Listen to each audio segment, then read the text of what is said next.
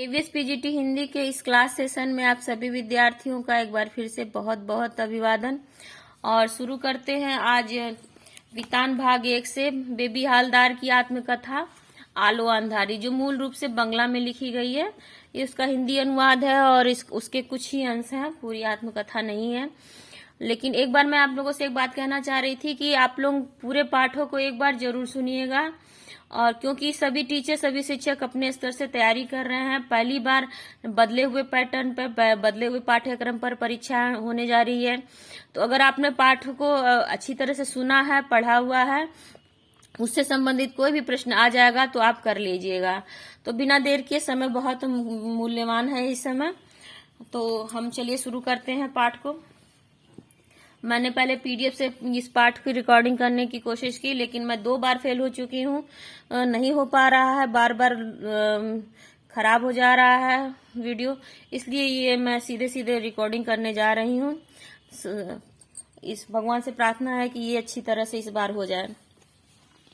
आलो Andhari baby Haldar.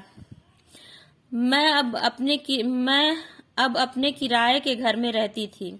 सब समय सोचती रहती कि काम न मिला तो बच्चों को क्या खिलाऊंगी, कैसे उन्हें पालूंगी पोसूंगी। मैं स्वयं एक घर से दूसरे घर काम खोजने जाती और दूसरों से भी काम जुटाने के लिए कहती। मुझे चिंता भी थी कि महीना खत्म होने पर घर का किराया देना होगा। पता नहीं इससे कम किराया में कोई घर मिलेगा या नहीं। काम के साथ मैं घर भी ढूंढ रही थी। 1.5 सप्ताह हुए जा रहे थे और काम नहीं मिल रहा था मुझे। बच्चों के साथ उस घर में अकेले रहते देख आसपास के सभी लोग पूछते, तुम यहाँ अकेली रहती हो? तुम्हारा स्वामी कहाँ रहता है? तुम कितने दिनों से यहाँ हो? तुम्हारा स्वामी वहाँ क्या करता है? तुम क्या यहाँ अकेले रह सकोगी? तुम्हारा स्वामी क्यों नहीं आता? ऐसी बातें सुनकर मेरी किसी के पास खड़े होने की इच्छा नहीं होती, किसी से बात करने की इच्छा नहीं होती। बच्चों को साथ ले मैं उसी समय काम खोजने निकल पड़ती। कुछ घंटों बाद जब मैं घर लौटती तब फिर पड़ोस की औरतें आकर पूछती, क्यों, काम मिला? फिर मेरे चेहरे का भाव देखकर कोई कोई मुंह से चुक चुक की आवाज निकाल कर कहती, मिल जाएगा, इधर उधर ढूंढने ढांढने से मिल ही जाएगा। मैं उनकी बातें अनसुनी कर अपने बच्चों की बातें करने लगती। मेम साहब की कोठी के सामने एक कोठी में सुनील नाम का 30-32 साल का एक युवक मोटर चलाता था। वह मुझे पहचानता था, इसलिए मैंने अपने काम के बारे में कह रखा था। एक दिन रास्ते में मुझे देखकर उसने पूछा, तुम क्या अब उस कोठी में काम नहीं करती? मैंने कहा, मुझे उस कोठी को छोड़े 1.5 सप्ताह हो गए, अभी तक मुझे कोई काम नहीं मिला। वह बोला, ठीक है, मुझे काम के बारे में कुछ पता चलेगा तो बताऊंगा। 1-2 दिन बाद दोपहर को बच्चों को खिला पिला कर मैं उनके साथ सो रही थी कि सुनील आया और बोला, क्यों, काम मिला? मैंने कहा, नहीं, अभी तक कुछ नहीं मिला। वह बोला, तो चलो मेरे साथ। मैंने पूछा, कहाँ? तो बोला, काम करना है तो मैं तुम्हें लिए चलता हूँ, बाकी बातें तुम स्वयं वहां कर लेना। उसकी बात सुन मैं फौरन उसके साथ चलने के लिए निकल पड़ी। वहां पहुंचकर सुनील ने गेट के बाहर लगी बेल बजाई तो उस घर के साहब बाहर आए। सुनील ने उनसे कहा, सर, आपने कहा था ना, मैं इसे ले आया हूँ। उन्होंने मुझसे पूछा, तुम बंगाली हो? मैं बोली, हाँ। इसके बाद के बारे में बातें हुई। उन्होंने कहा, देखो, यहाँ जो औरत काम करती है उसे मैं 800 रुपए देता हूँ। तुम्हारे पैसों के बारे में तुम्हारा काम देखकर बताऊंगा। मैं बोली, तुम्हारा काम देखकर बताऊंगा। मैं बोली, ठीक है, यहाँ कितने बजे से आना होगा? उन्होंने कहा, तुम जितनी जल्दी आ सको, क्योंकि मैं बहुत सवेरे उठता हूँ। मैं बोली, मुझे तो जाकर बच्चों के लिए खाना वाना बनाना होगा, मैं 6-7 बजे आ जाऊंगी। इतना कहकर मैं चलने लगी तो मुझे लगा वह पैसों के बारे में कुछ कहना चाहते हैं। सुनील जाने को हुआ तो उससे मैंने थोड़ा रुक जाने को कहा। वो बोला, तुम बात करके आ जाना, मैं चलता हूँ। मैंने कहा, बस थोड़ा सा रुक जाओ, लेकिन साहब ने फिर पैसों की बात नहीं उठाई और सिर्फ इतना कहा, कल से तुम काम पर आ जाओ। अगले दिन मैं काम पर आई तो दूर से ही 35-40 वर्ष की एक विधवा उसी घर में काम के लिए जाते हुए देखा। एक विधवा को उस घर में काम करते हुए जाते देखा। पेड़ों में पानी दे रहे साहब बाहर पेड़ों में पानी दे रहे थे। मुझे देखते ही वो भीतर गया और उस औरत को साफ साफ बातें कर उसी समय उसे काम से हटा दिया। वह औरत भी बंगाली थी। बाहर आते ही उसने मुझे गालियां देना शुरू कर दिया। मैंने कहा, देखो, मैं कुछ नहीं जानती। यदि जानती होती कि यहाँ पहले से ही कोई काम कर रहा है तो मैं नहीं आती। मुझे कहने से कोई लाभ नहीं। तुम साहब को मेरी तरफ से जाकर बता दो कि वह इस तरह काम करने को राजी नहीं है। उसने ऐसा कुछ नहीं किया और मुझे बकते बकते चली गई। साहब आकर मुझे भीतर ले गए और सब समझा बुझा दिया, क्या करना होगा क्या नहीं करना होगा। बस उस दिन से मैं अपने मन में से खाना वाना बनाकर टेबल पर रखकर घर जाने लगी। मेरा काम देखकर घर में सभी आश्चर्य करते। एक दिन साहब ने पूछा, तुम इतना ढेर सारा काम इतने कम समय में और इतनी अच्छी तरह कैसे कर लेती हो? कहाँ सीखा तुमने यह सब? मैंने कहा, घर के काम में मुझे असुविधा नहीं होती क्योंकि बचपन से अभ्यास है। बचपन से ही मैं बिना माँ के रही हूँ। मेरे बाबा भी समय पर घर नहीं होते थे, इसी कारण मेरा पढ़ना लिखना भी नहीं हो सका। मैं इसी तरह रोज सवेरे आती और दोपहर तक सारा काम खत्म कर चली जाती। बीच बीच में साहब मेरे बारे में इधर उधर की बातें पूछ लेते। एक दिन उन्होंने मेरे बच्चों की पढ़ाई लिखाई के बारे में पूछा तो मैंने कहा, मैं तो पढ़ाना चाहती हूँ लेकिन वैसा सुयोग कहाँ है। फिर भी चेष्टा तो करूंगी ही। बच्चों के लिए उन्होंने एक दिन बुलाकर फिर कहा, तुम अपने लड़के और लड़की को लेकर आना। यहाँ एक छोटा सा स्कूल है, मैं वहाँ बोल दूंगा। तुम रोज बच्चों को वहाँ छोड़ देना और घर जाते समय अपने साथ ले जाना। मैं अब बच्चों को साथ लेकर आने लगी। उन्हें स्कूल में छोड़ घर आकर अपने काम में लग जाती। स्कूल से जब मेरे पास आते तो साहब कुछ न कुछ उन्हें खाने को देते। अब मैं सोचने लगी कि मुझे कहीं और भी काम करना चाहिए, क्योंकि इतने पैसों में क्या बच्चों को पालूंगी पोसूंगी और क्या घर का किराया दूंगी। मैंने साहब से कहा, यदि उन्हें पता चले किसी को काम करने वाले की जरूरत है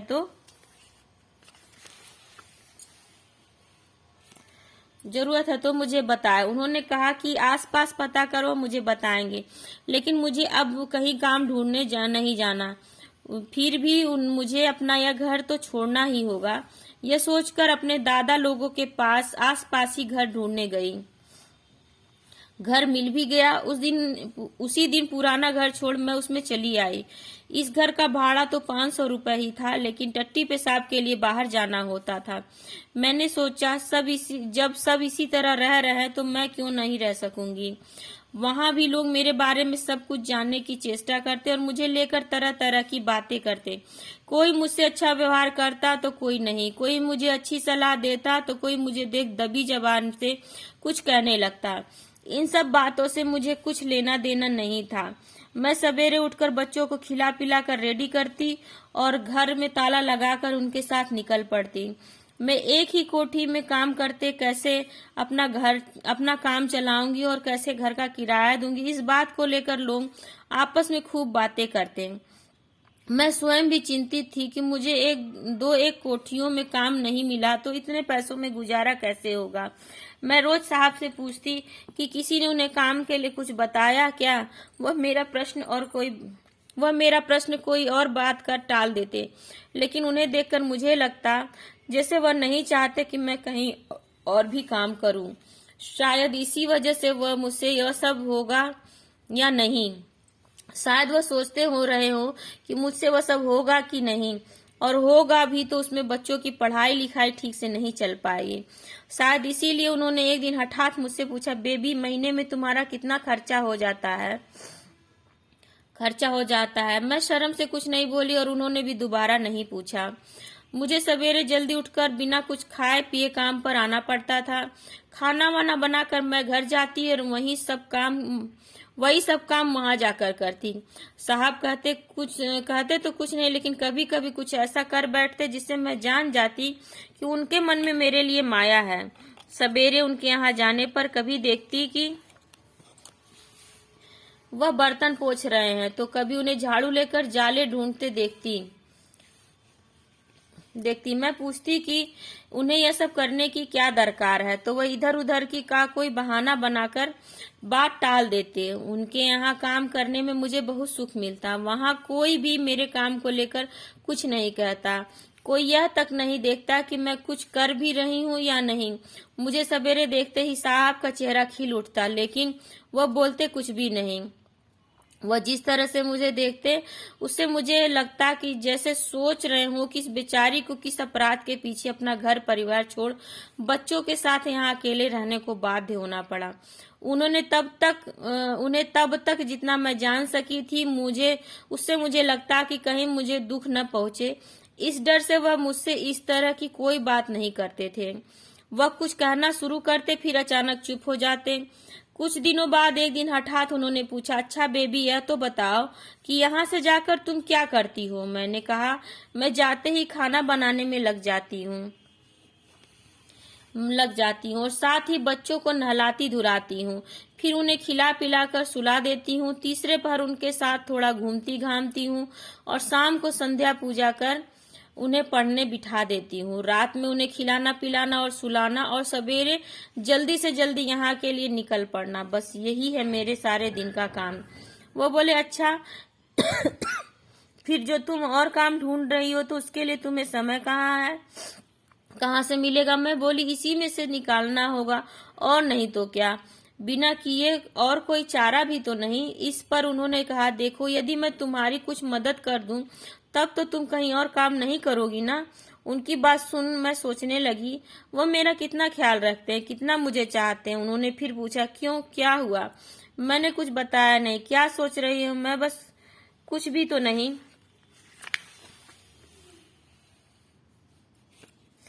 कुछ भी तो नहीं कहकर चुप हो गई। उन्होंने कहा, देखो बेबी, तुम समझो कि मैं तुम्हारा बाप, भाई, माँ, बंधु सब कुछ हूँ। यह कभी मत सोचना कि यहाँ तुम्हारा कोई नहीं। तुम अपनी सारी बातें मुझे साफ साफ बता सकती हो, मुझे बिल्कुल भी बुरा नहीं लगेगा। थोड़ा रुककर उन्होंने कहा, देखो मेरे बच्चे, मुझे तातुश कहते हैं। तुम भी मुझे वही कहकर बुला सकती हो। उस दिन से मैं उन्हें तातुश कहने लगी। मैं तातुश कहकर उन्हें बुलाती तो खुश होते और कहते, तुम मेरी लड़की हो, जैसी हो, इस घर की लड़की हो। कभी ये मत सोचना कि तुम पराई हो। वहाँ कोई भी मेरे साथ पराया जैसा व्यवहार नहीं करता। तातुश के 3 लड़के थे। उस समय तक मैंने एक ही को देखा था और वह उनका सबसे छोटा लड़का था। उसके मुंह में जैसे जबान ही नहीं थी। मैं किचन में ही काम कर रही होती, तब भी चाय बनाने के लिए मुझसे न कहकर वह स्वयं अपनी चाय बना लेता। उसकी आदत ही थी कम बोलने की। मुझसे तो क्या, वह किसी से भी ज्यादा बात नहीं करता था। तातुस ने एक दिन बताया कि उनका बड़ा लड़का आ रहा है। उन्होंने कहा, मेरा बड़ा लड़का माने तुम्हारा बड़ा भाई। तातुस की इस तरह की बातें सुन मुझे बहुत अच्छा लगता। मैं सोचती कि सचमुच ही वह मुझे बहुत चाहते हैं। एक दिन बाद मैं सवेरे काम कर रही थी तो तातुस ने बुलाकर कहा, बेबी, तुमने क्या घर बदल लिया है? मैंने कहा, हाँ कहा तो। वह बोले, तुमने घर बदला और मुझे बताया तक नहीं। मुझे चुप देख उन्होंने कहा, यह तुमने ठीक नहीं किया बेबी। मैंने सोचा सचमुच ही मुझसे भूल हुई। एक बार बताना तो चाहिए ही था। मेरे न बताने से उन्हें दुख हुआ, यह तो मालूम पड़ गया, लेकिन यह समझ में नहीं आया कि यह उन्हें कैसे पता चला। स्वयं उन्होंने यह कहकर बात साफ कर दी कि सुनील ने उन्हें बताया था। मैं अभी सोच रही थी कि सुनील को कहाँ से पता चला होगा कि तातुस ने फिर कहा, सुनील तुमसे मिलने तुम्हारे पुराने घर गया था।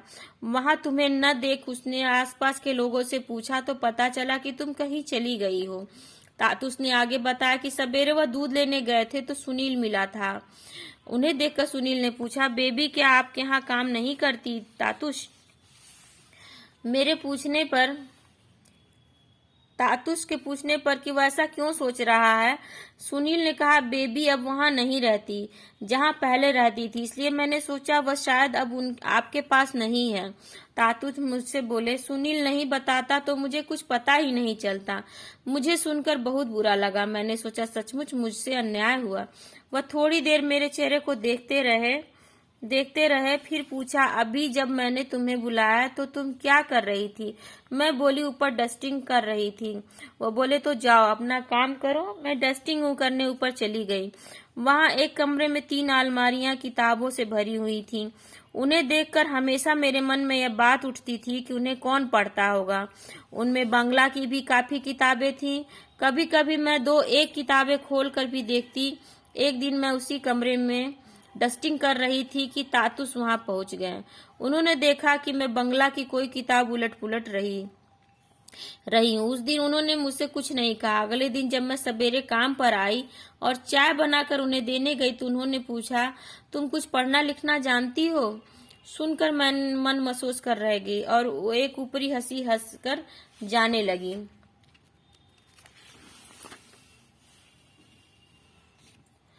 उन्होंने फिर पूछा, क्या बिल्कुल ही नहीं जानती? मैं बोली, झूठ क्यों कहूं कि एकदम नहीं जानती, लेकिन वह जानना नहीं के बराबर ही है। तब उन्होंने पूछा, फिर भी कहाँ तक पढ़ी हो? मैं बोली, 6ठी 7वीं तक। उतनी पढ़ाई किस काम की? मुझे लगा मेरी बात सुन तातुस कुछ सोचने लगे। उन्होंने उस दिन उन्होंने फिर कुछ और नहीं कहा। अगले दिन मैं आई तो मुझे देख वह हंसने लगे। वैसे भी उनके चेहरे पर सब समय हंसी रहती थी। देखकर लगता कि उनके मन में गुस्सा है ही नहीं। बोलते भी वो बहुत आहिस्ता आहिस्ता थे। उन्हें देखकर मुझे श्री रामकृष्ण याद आ जाते थे। मैं उनसे बातें करने लगती तो फिर वहां से उठने की मेरी इच्छा नहीं होती। और एक बार बातें शुरू हुई नहीं कि वह इधर उधर की न जाने कितनी बातें मुझे बताने लगते। मैं तातुस के पास खड़ी यही सब सोच रही थी कि हठात वह बोले, अच्छा बेबी, तुम्हें किसी लेखक का नाम याद है?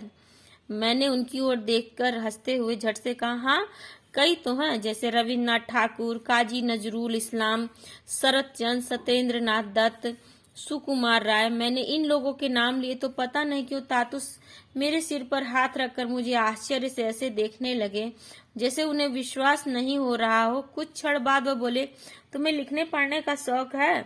मैंने कहा, शौक होने से भी क्या, लिखना पढ़ना तो अब होने से रहा। उन्होंने कहा, होगा क्यों नहीं, मुझी को देखो, अभी तक पढ़ता हूँ, तुम्हें क्या पता? नहीं, मैंने इतनी किताबें क्यों रख छोड़ी हैं? मैं पढ़ सकता हूँ तो तुम क्यों नहीं पढ़ सकती? उन्होंने फिर कहा, तुम जरा मेरे साथ ऊपर चलो। मुझे ऊपर ले जाकर उन्होंने अलमारी से किताब निकाली और कहा, बता तो यह क्या लिखा है? मैंने देखकर सोचा, पढ़ तो ठीक ही लूंगी। फिर सोचा, लेकिन गलती हो गई तो क्या? मैंने फिर सोचा, कह दूंगी मुझे पढ़ना लिखना एकदम नहीं आता। तातुस मेरे मुंह की ओर देखे ही जा रहे थे। उन्होंने कहा, पढ़ो ना, कुछ तो पढ़ो। मैंने तब बोल ही दिया, आमार में ओ बेला, तस्लीमा नसरीन। तातुस बोले, तुम यही सोच रही थी ना, कहीं गलती तो नहीं हो जाएगी? मैं हंसने लगी। वह बोले, यह किताब तुम ले जाओ, घर पर समय मिले तो पढ़ना। मैं किताब लेकर घर चली आई और रोज उसमें से एक दो पेज कर रोज पढ़ने लगी। मैं किताब लेकर पढ़ने बैठती तो आसपास के लोग देखकर आपस में न जाने क्या बातें करते। मैं उनकी बातें अनसुनी कर देती। किताब पढ़ने में पहले मुझे थोड़ी दिक्कत होती थी, लेकिन धीरे धीरे वह दिक्कत दूर होने लगी। किताब पढ़ना मुझे बहुत अच्छा लगता। कुछ दिनों बाद तातुस ने एक दिन पूछा, तुम जो किताब ले गई थी उसे ठीक से पढ़ रही हो? मैंने हाँ कहा तो बोले, मैं तुम्हें एक चीज दे रहा हूँ, तुम उसका इस्तेमाल करना, समझना कि वह भी मेरा ही काम है। मैंने पूछा, कौन सी चीज? तातुस ने अपनी लिखने की टेबल के ड्रार से एक पेन और कॉपी निकाली और बोले, इस कॉपी में तुम लिखना। लिखने को तुम कुछ भी लिख सकती हो, जीवनी कहानी भी लिख सकती हो। होश संभालने के बाद से अब तक की जितनी भी बातें तुम्हें याद आए सब इस कॉपी में रोज थोड़ा थोड़ा लिखना। पेन और कॉपी हाथ में लिए मैं सोचने लगी, इसका तो कोई ठिकाना नहीं कि जो लिखूंगी वह कितना गलत या सही होगा। तातुस ने पूछा, क्यों, क्या हुआ? क्या सोचने लगी? मैं चौंक पड़ी। फिर बोली, सोच रही थी कि लिख सकूंगी या नहीं। वह बोले, जरूर लिख सकोगी, लिख क्यों नहीं सकोगी, जैसे बने वैसे लिखना। पेन और कॉपी ले मैं घर गई। उसी दिन से 2-1 पेज रोज लिखने लगी। लिखती और किताब भी पढ़ती। सवेरे काम पर आती तो तातुस पूछते कि कुछ लिखा या नहीं। यदि मैं हाँ कहती तो वो बहुत खुश होते और कहते तुम यदि रोज लिखोगी तो मैं तुम्हें और भी प्यार करूंगा। किसी किसी दिन लिखते पढ़ते इतनी रात हो जाती कि तब तक आसपास के लोग एक नींद सो चुके होते। नींद टूटने पर वह देखते कि मैं जागी हुई हूँ तो सवेरे कोई न कोई पूछ बैठता, बताओ तो तुम इतना क्या लिखती पढ़ती रहती हो। मैं कहती हूँ कुछ भी तो नहीं, मुझे उन लोगों की बातें अच्छी नहीं लगती थी और फिर वहाँ कुछ अन्य सुविधाएं भी थी जिनके कारण मैं अपना वो भाड़े का घर छोड़ना चाहती थी। सब समय मैं यही सोचा करती कि उससे अच्छी जगह कहाँ मिल सकती है। वहाँ पानी की असुविधा थी, वहाँ बाथरूम की असुविधा भी थी। 4 घरों के बीच बाथरूम एक ही था।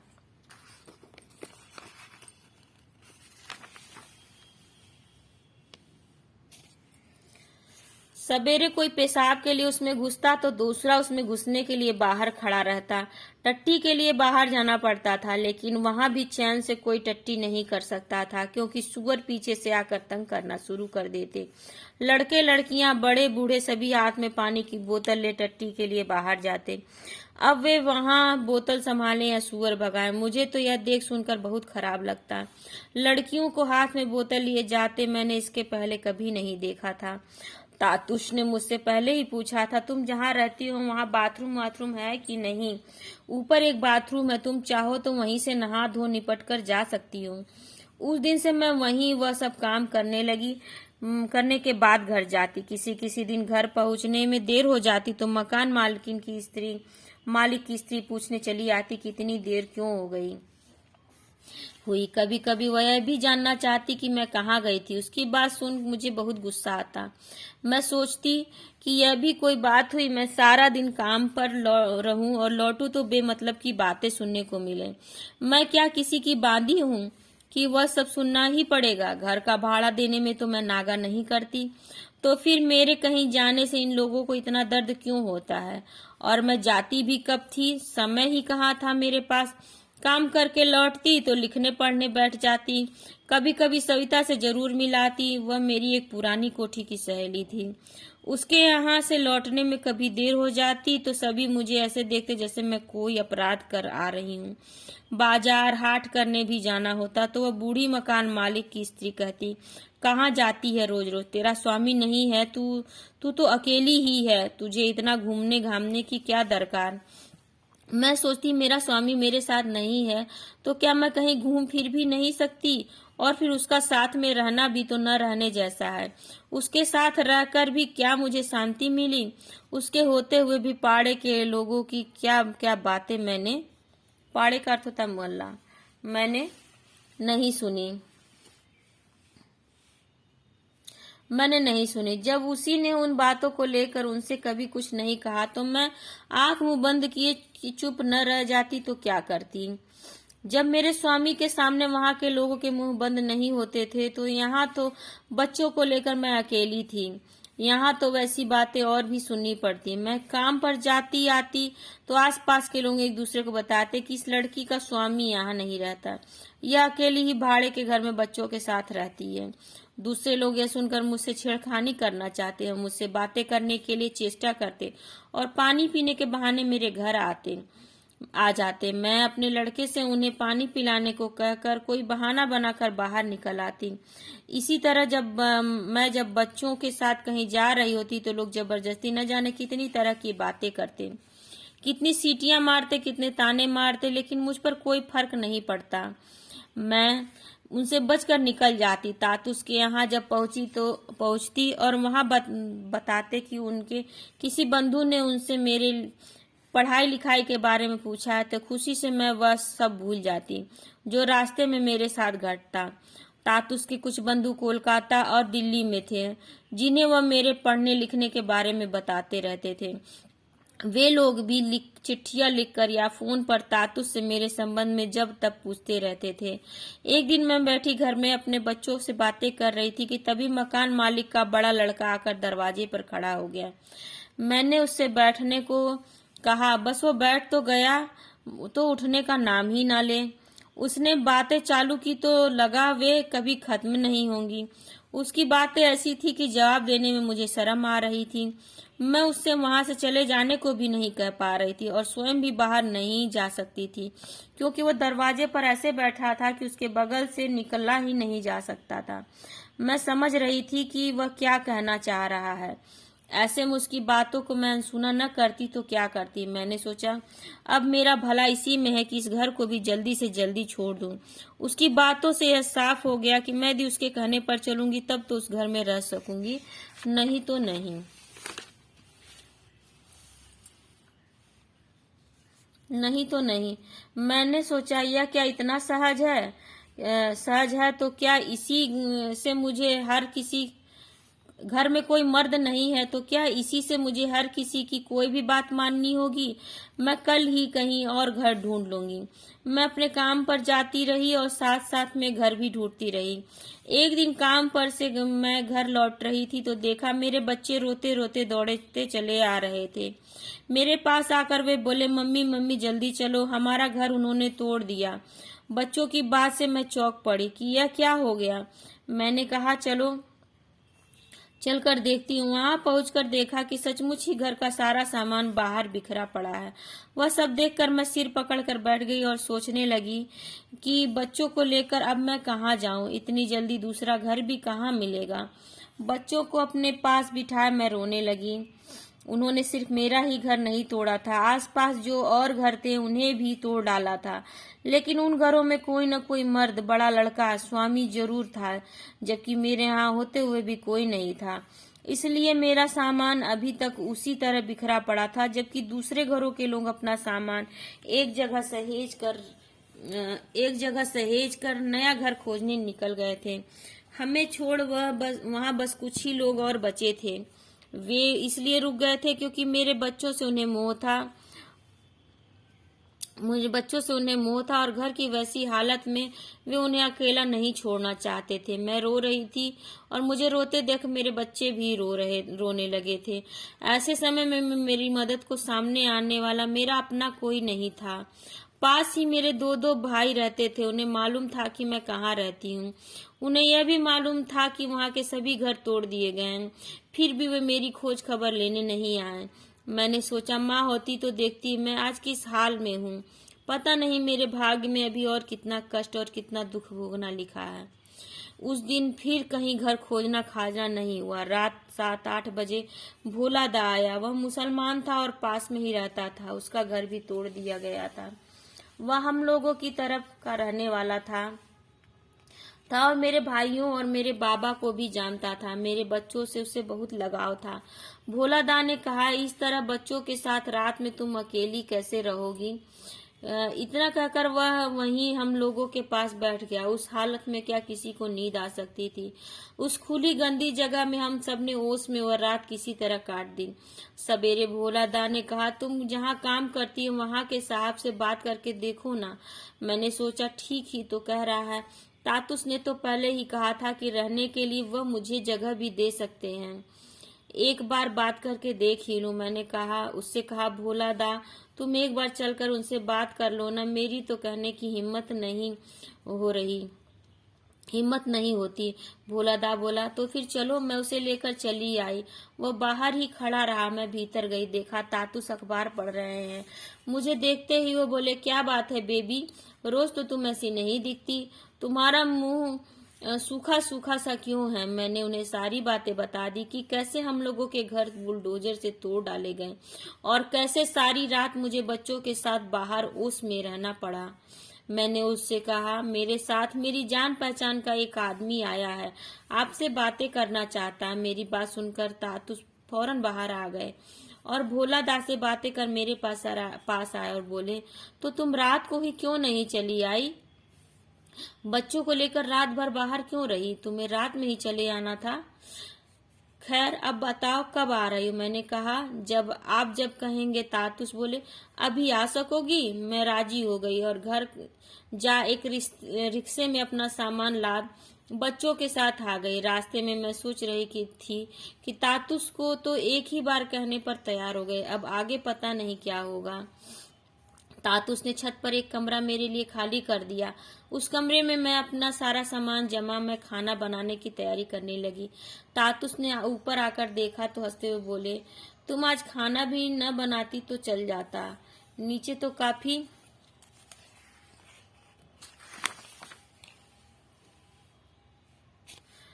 खाना रखा ही है। मैंने कहा तो क्या हुआ, रखा है, दादा लोग खाएंगे।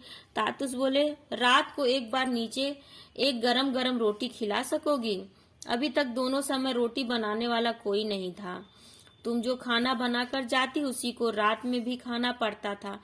अब तो तुम यहीं आ गई हो तो दोनों समय गरम गरम खाना खिला सकोगी। इसके बाद से मैं खाना वाना और अन्य सभी काम अपनी मर्जी से करने लगी। किसी को कुछ भी कहने की जरूरत नहीं होती। तातुस मुझे काम करते देखते तो कभी कभी कहते, बेबी तुम इतना काम कैसे कर पाती हो? सारा दिन काम करती रहती हो, थोड़ा आकर मेरे पास बैठो। मैं बैठ जाती तो पूछते, बच्चों ने कुछ नाश्ता वास्ता किया कि नहीं? तुमने कुछ खाया वाया? जाओ ऊपर जाकर बच्चों को खिलाओ, फिर आकर अपना नाश्ता करना। जाओ जल्दी जाओ, इतनी देर हो गई और अभी तक उन्हें कुछ दिया नहीं। वह फिर कहते, यहाँ से थोड़ा दूध ले जाकर उन्हें दे दो। यहाँ आने के बाद से मेरे बच्चों को रोज आधा लीटर दूध मिलने लगा था। तातुस ने एक दिन कहा, देखो बेबी, इस घर में पहले भी कई औरतें काम कर चुकी हैं, लेकिन तुम जैसी कोई लड़की अभी तक मुझे नहीं मिली। वह फिर बोले, देखो तुम कभी यह मत सोचना कि तुम यहाँ बस काम पर लगी एक लड़की हो या यह घर किसी और का है, इसे तुम अपना ही समझना। मेरी कोई लड़की नहीं है, मैं तुम्हें अपनी लड़की जैसा मानता हूँ। मैंने सोचा भला यह भी कोई कहने की बात है। यह तो मैं ही जानती हूँ कि यहाँ आकर मैं कितनी सुखी हूँ। सभी हमेशा मेरा ख्याल रखते हैं। कभी तबीयत खराब होती तो तातुस चिंता में पड़ जाते और मेरे कुछ काम स्वयं करने लग पड़ते। मुझे जबरदस्ती पड़ोस के डॉक्टर के पास भेज देते। डॉक्टर मेरी जांच कर दवा लिख देता और मैं उसकी पर्ची लाकर तातुस को दे देती। वह जल्दी से जाकर मेरे लिए दवा ले आते। दवा सिर्फ लाते ही नहीं बल्कि जिस समय जो दवा खानी है उसे निकाल कर भी देते और मेरे आनाकानी करने पर जबरन खिला देते। मेरे बच्चे बीमार पड़ते तब भी वो फौरन उनके लिए दवा ला देते। घर में काम करने वालों को इतनी अच्छी तरह रखे जाते मैंने कहीं नहीं देखा था। उनके यहाँ मुझे किसी चीज की कमी नहीं थी। तेल, साबुन, खाना पीना, कपड़े वपड़े, किसी भी चीज का अभाव वे लोग मुझे नहीं होने देते। मैं सोचती कि इतने घरों में मैं काम कर चुकी, लेकिन इस घर के लोगों जैसा व्यवहार कहीं नहीं देखा। ऐसा लगता जैसे इस घर की सब कुछ मैं ही हूँ। पता नहीं इतना अच्छा घर, इतने अच्छे लोग फिर मुझे मिलेंगे या नहीं। इस घर में मुझे सुख ही सुख था। फिर भी कभी कभी मेरा मन उदास हो उठता। 2 मास से मुझे अपने बड़े लड़के की कोई खबर नहीं मिली थी। तातुस शायद यह समझते थे। एक दिन हठात उन्होंने पूछा, बेबी तुम्हारा बड़ा लड़का कहाँ रहता है? तुम कभी जाकर उससे क्यों नहीं मिलती? 1 बार 2 बार 3 बार वह पूछे ही जा रहे थे और मैं कोई जवाब नहीं दे पा रही थी। कुछ देर बाद मुंह नीचा कर किए मैं बोली, मुझे तो पता ही नहीं कि वह कहाँ रहता है। तातुस चौंक कर बोले, क्या? यह क्या बेबी, तुम्हें पता नहीं तुम्हारा लड़का कहाँ रहता है? मैंने कहा, उसे जो लोग ले गए थे वे मेरे घर के पास ही रहते थे। मैंने उनसे पूछा था, उन्होंने यह तो बताया था कि वह किस जगह रहता है, लेकिन उन्हें उसके घर का नंबर ठीक ठाक मालूम नहीं था। उन्होंने जो जो नंबर बताए थे वहां मैं गई थी। 1 बार नहीं कई बार गई, लेकिन हर बार घूम फिर कर लौट आई। बस इतना भर सुना कि उस घर के मालिक की यहीं कहीं दवा की दुकान है। मैंने 2-1 लोगों से पूछा भी, लेकिन किसी को ठीक से पता नहीं। तातुस चिंतित होकर बोले, यहाँ तो दवा की बहुत सी दुकानें हैं। उस दिन उन्होंने कुछ और नहीं कहा। अगले दिन सवेरे मुझे बुलाकर उन्होंने कहा, वे लोग जब तुम्हारे लड़के को ले जा रहे थे तो उसे छोड़ने से पहले उनसे तुम्हें सब कुछ अच्छी तरह जान समझ लेना चाहिए था ना? तुम्हें पता है ऐसे में न जाने क्या हो सकता है। उनकी बात सुनकर मैं चुप रही। कुछ ही क्षण बाद वह बिना मुझसे कुछ कहे बाहर चले गए और 3 घंटे बाद लौटे। आते ही वह फोन करने लगे। मैं किचन में खाना बना रही थी। मैंने सुना वह किसी से बातें कर रहे हैं और साथ साथ में मुझे बुला रहे हैं, बेबी बेबी सुनो। मैंने सोचा वह इस तरह मुझे क्यों बुला रहे हैं। मैं जल्दी से उनके पास जाकर खड़ी हो गई। वह फोन पर बात किए ही जा रहे थे। बातें करते करते वह मुझसे बोले लो बात करो। मैंने पूछा कौन है, किसके साथ बात करूं। वो बोले बात करो ना, देखो कौन है। मैंने फोन कान से लगाया, पता नहीं कौन हेलो हेलो किए जा रहा था। मैं उसकी आवाज पहचान नहीं पा रही थी। कान पर से फोन हटा, मैंने तातुस से पूछा कौन बात कर रहा है। वह बोले अरे तुम अपने लड़के को नहीं पहचान रही हो। मैं चौंक कर बोली ए मेरा बाबू। मैंने फिर फोन कान से लगा कर कहा बेटा बेटा मैं तेरी माँ बोल रही हूँ। वह बोला माँ, माँ कौन, बेबी। मैं बोली हाँ बेटा मैं तेरी माँ। बेटा तू कैसा है। वह बोला माँ माँ मैं बिल्कुल ठीक हूँ माँ, मैं यहाँ अच्छी तरह हूँ। उसकी बातों से मुझे लगा मेरा लड़का अब बड़ा हो रहा है। उसकी आवाज भी बदल गई थी। 2-1 मास में ही वह कितना बदल गया था। उसे देखने की मेरी बहुत इच्छा होने लगी। तातुस भी समझ गए। उन्होंने पूछा लड़के से मिलने जाओगी। मैं बोली हाँ देख लेती तो और भी अच्छा लगता। वह बोले तो बताओ कब जाओगी। मैंने कहा जब आप ले जाएं। कुछ दिन बाद अपने लड़के के से एक दिन मिलने गई तो देखा वह बाहर पौधों में पानी दे रहा है। मुझे नहीं लगा कि वह वहाँ ठीक से है। मैंने सोचा इन लोगों की यह वयस क्या काम करने की है, लेकिन मैं क्या कर भी क्या सकती थी। मेरे लड़के ने जल्दी जल्दी पास आकर मुझे प्रणाम किया। अपने भाई बहन को देखकर वह बहुत खुश हुआ। उसके पास से मैं जब चलने लगी तो वह उदास हो गया। मैंने तब सोचा उसे अब उस घर में नहीं रखूंगी, जैसे भी हो उसे अपने पास ही रखूंगी। तातुस शायद यह सब समझते थे, इसलिए बीच बीच में मुझसे उसे फोन कर हाल चाल जानने के लिए कहते रहते थे। मैं उसे फोन करती तो वह सिर्फ यह जानना चाहता कि मैं कहाँ रहती हूँ, घर का नंबर क्या है। मैं यह सोचकर बात टाल जाती थी कि वह बिना किसी को बताए मेरे पास आ गया तो तातुस क्या सोचेंगे। वह बातों बातों में कहते भी थे कि उसकी वयस का लड़का उन्होंने कभी नहीं रखा। उनकी यह बात मुझे कुछ दुखी ही करती और मैं सोचती कि इसका क्या मतलब। क्या यह है कि उन्हें मेरे लड़के पर विश्वास नहीं। वह कभी यह क्यों नहीं कहते कि अपने लड़के को कुछ दिनों के लिए ले आओ। वह मुझे और मेरे बाकी दोनों बच्चों को इतना चाहते हैं तो फिर मेरा बड़ा लड़का ही क्यों उन्हें भारी पड़ता है। मैं कुछ समझ नहीं पाती, लेकिन कहती भी कुछ नहीं।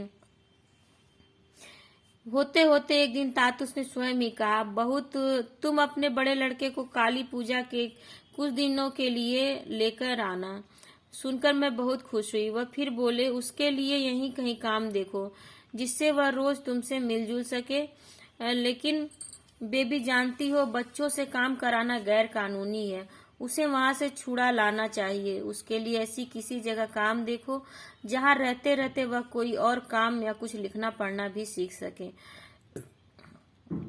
ऐसा ही कुछ हमें करना होगा, लेकिन 3 बच्चों को लेकर क्या यहाँ रहना हो सकेगा। मुझे तो नहीं लगता। मैंने कहा आपने तो कहा था कि मैं यहाँ काम करते करते कहीं और भी 2-1 घंटे का काम पकड़ सकती हूँ, तो मैं वैसा ही क्यों न करूँ। तातुस बोले उससे क्या होगा बेबी, एक जगह से काम करके आओगी और आकर फिर यहाँ खटना होगा। ऐसे में तुम्हारा स्वास्थ्य कहाँ तक ठीक रहेगा। इतनी भाग दौड़ करना ठीक नहीं। और फिर उसकी जरूरत भी क्या है। अभी तो यह सब जैसा चल रहा है ऐसा ही चलाओ। तातुस की बातें सुन मुझे बहुत माया होती। मैं सोचती इस तरह से तो कभी मेरे बाबा माँ ने भी मुझे नहीं समझाया। लगता है पिछले जीवन में वो सचमुच मेरे बाबा ही थे, नहीं तो मेरे अच्छे बुरे की इतनी चिंता क्यों करते। थोड़ी देर बाद तातुस ने फिर कहा तुम्हें मैंने लिखने पढ़ने का जो काम दिया है तुम वही करती रहो। तुम जितना समय यहाँ वहाँ के काम में लगाओगी उतना लिखने पढ़ने में लगाओ। तुम देखोगी एक दिन वही तुम्हारे काम आएगा, और कुछ करने की क्या जरूरत।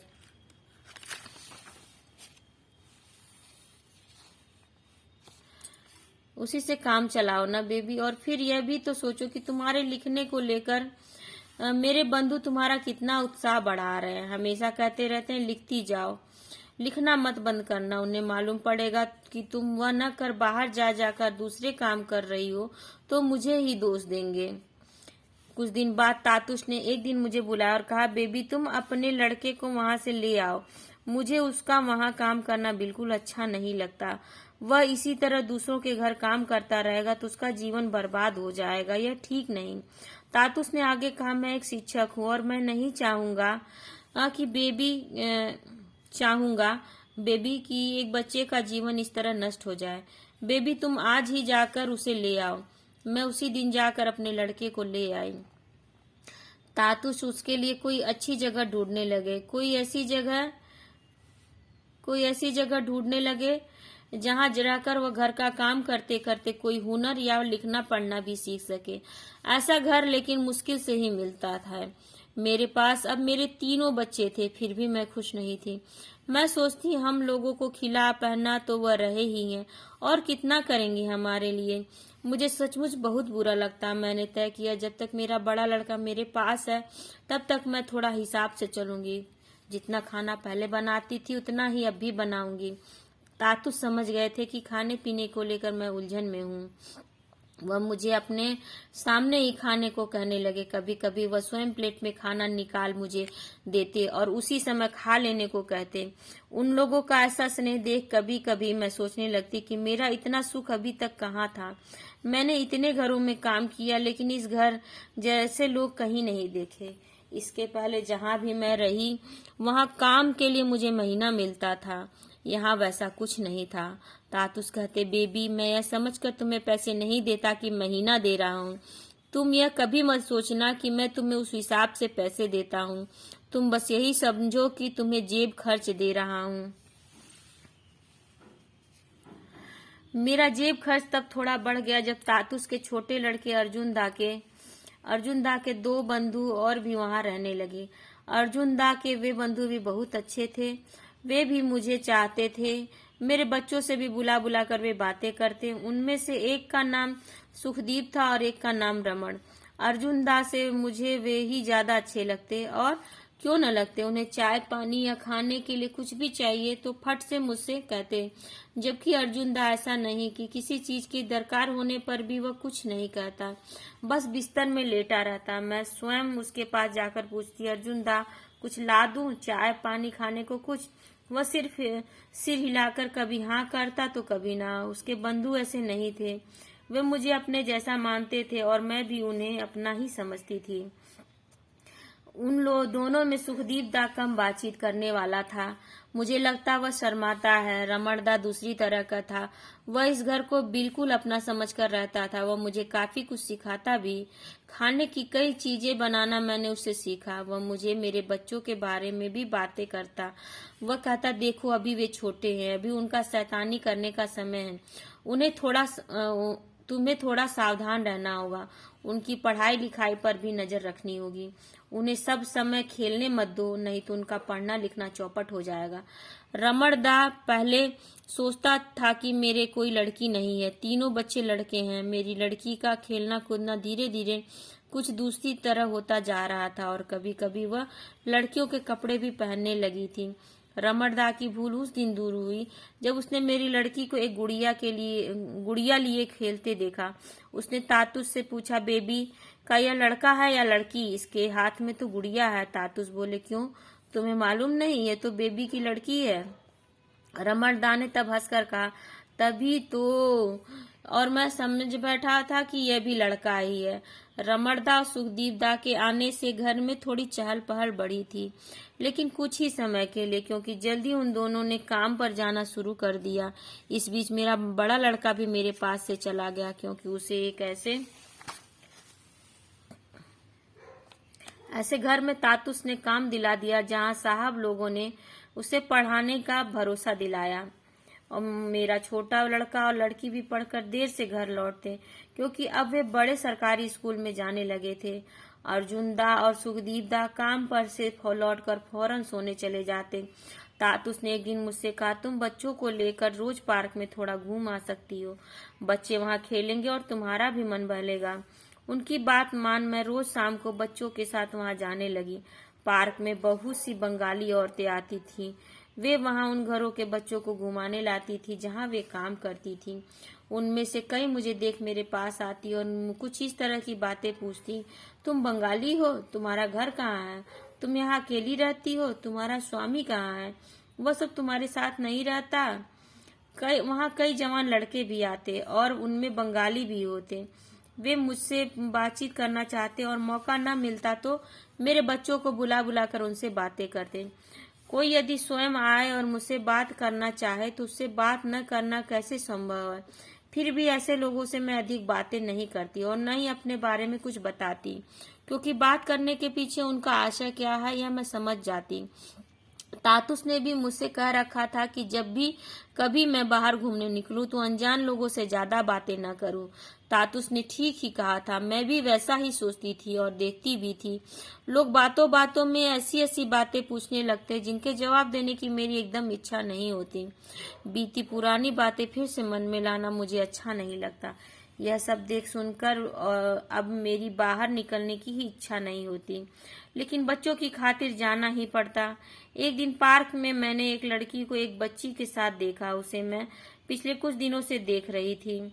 उसके साथ वहाँ कोई बातचीत नहीं करता था।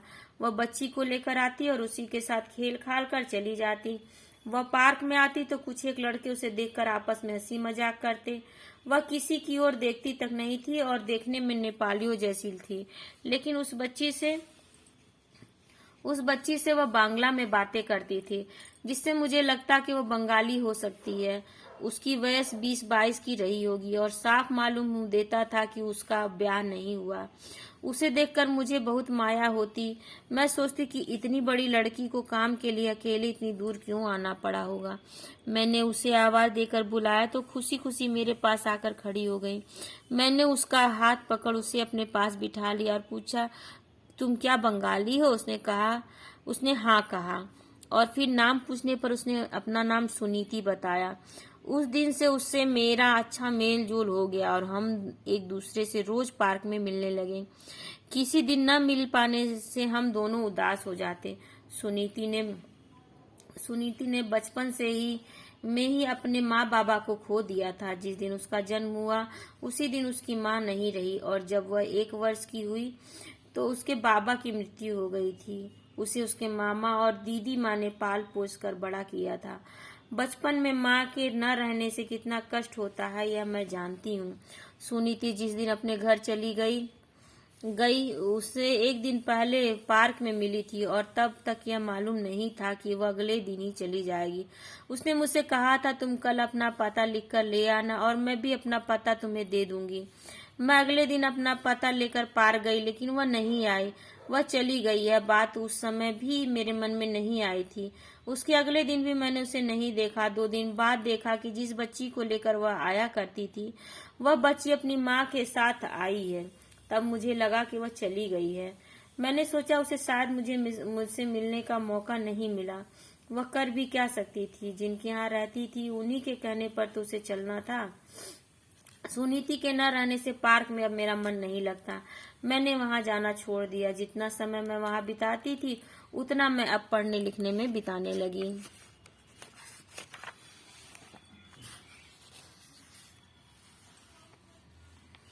अब तक जितना मैं लिख चुकी थी उसे तातुस ने फोटोकॉपी करा के अपने एक बंधु के पास कोलकाता भेज दिया था। तातुस हठात एक दिन मुझसे बोले, बेबी तुम्हारी चिट्ठी आई है। मैं अवाक होकर उनकी ओर देखती रही और फिर बोली, मेरी चिट्ठी? मुझे चिट्ठी भेजने वाला तो कोई नहीं। उन्होंने बताया कि चिट्ठी कोलकाता से उनके एक बंधु ने भेजी है। मैंने कहा, सुनाइए ना, देखूं क्या लिखा है। उन्होंने